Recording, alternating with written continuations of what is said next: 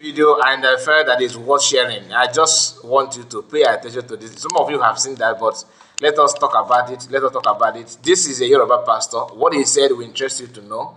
Many people have seen that, like I said, and what is it all about? He's a pastor, remember? He says something about what is going on in Nigeria today.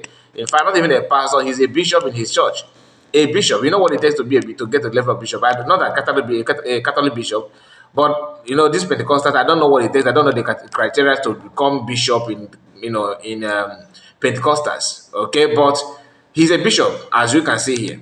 Now, based on the insecurity and the push from Ful'ani tribe trying to Islamize Nigeria and trying to grab land, not even Islam to be per se, because sometimes they'll use that to cover up. But the truth is that the quest to grab land and to take control of your land and your region to lead you and enslave you is now in a second, in the highest gear.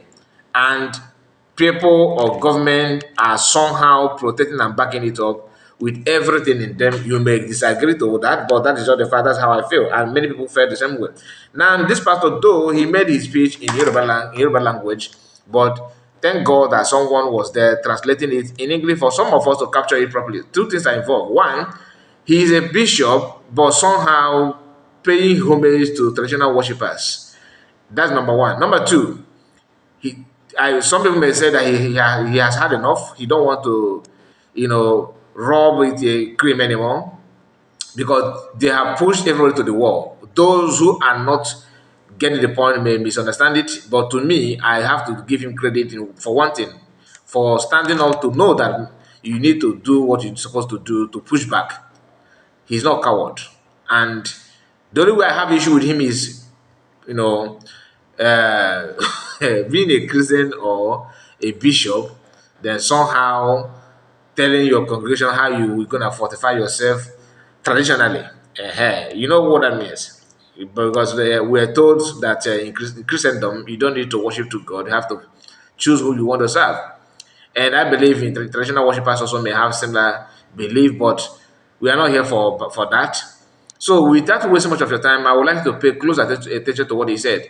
Before then, please like this video and subscribe to the channel. You can see we have made it to 2,000, and I would like to keep on pushing and pushing and pushing because this platform is not different from your own. What do I mean by that? It's for everybody, meaning that we are here to set the record straight. We chat attacking anybody. If you do good, we talk about you. That's all. Just do good and don't lie. Learn how to be truthful and consistent. That's all we're looking for.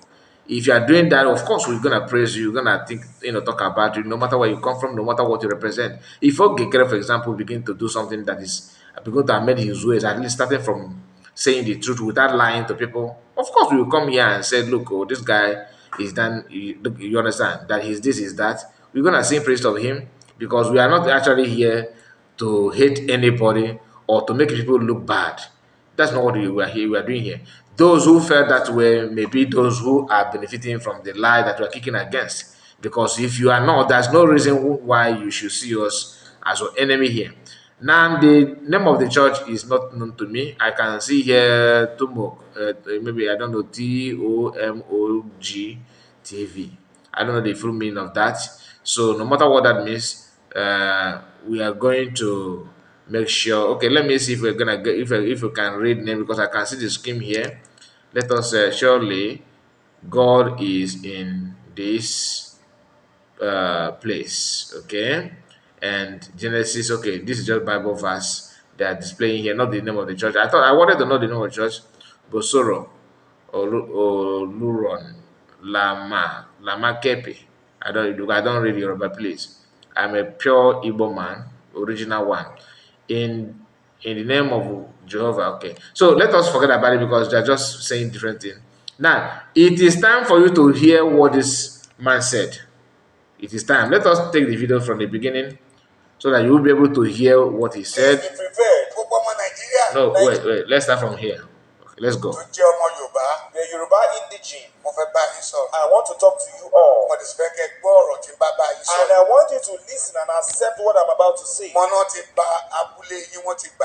said they are already usurping you from your villages all over Yoruba State. In Ogun State, Osun State, Ondo State, Anambra State, even Anambra State, even the Igbo lands as well.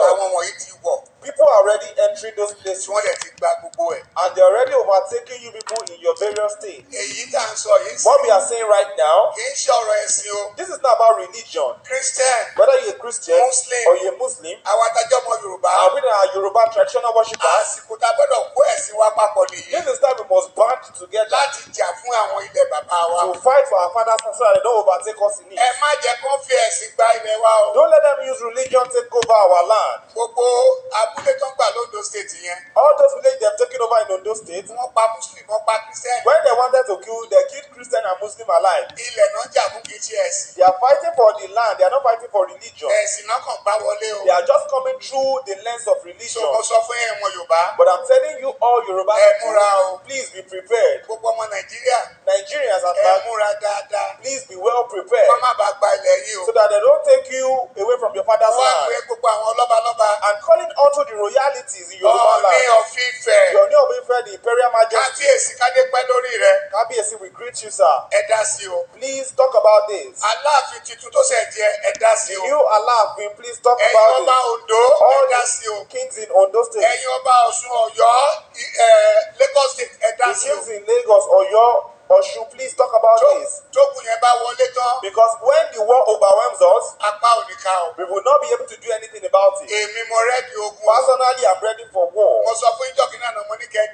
told you the last time that you fortify yourself. Some people will say, why will a pastor utter that kind of statement? Please go and fortify yourself. Because when war comes, I will drop my Bible. I will go and fight for my father's land. When the Christianity came into Nigeria, it came in 1842. That was when it came in. And the first person to compile the Bible, his name is Williams. They killed him on the 6th, 1536. They burnt him. He was lynched. The person that compiled the Bible for us.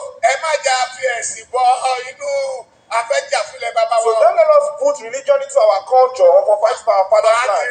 I will fortify myself and I will be a leader. And if you can fortify people, fortify them. We will fight that war. I will drop my Bible because of my father's land. Because the Bible says it. Hebrews 6 verse 1. It says, set aside the teachings of Christ and let us do what is complete. We will now put it aside. Let's fight for our father's land. And we tell Jesus to help us. To help us in the war for our father's land. That's what we are going to do. When Jesus was caught, a disciple drew out his sword. His name is Peter. He cut off the ear of one of the soldiers. He cut off the ear of one of the soldiers. Jesus said no.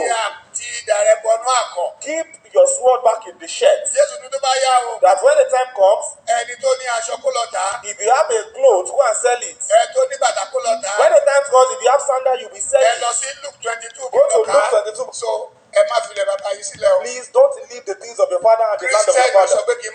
Christianity does not stop me from fighting for my father's rights. So if you are Yoruba indigene, don't just hold your head. Don't let them take over our father's land from us. God will help us. Our ancestors would help us. Now, this is the message, very, very clear and straightforward.